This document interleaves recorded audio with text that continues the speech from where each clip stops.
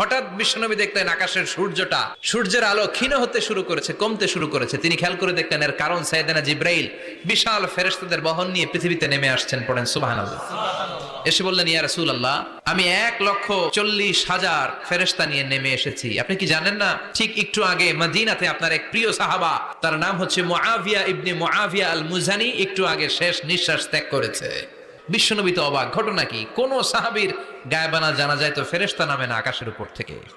বিশ্বনবী জিজ্ঞেস করলেন, জিব্রাইল, কোন সাহাবীর গায়বানা জানা যায় তোমরা আকাশ থেকে এত ফেরেশতার বহর নিয়ে নামো নাই? কি এমন আমল করেছে আমার মুআবিয়া, কি এমন ভালো গুণ ছিল, ভালো আমল ছিল, যার কারণে আরশের উপরে তার এত সম্মান?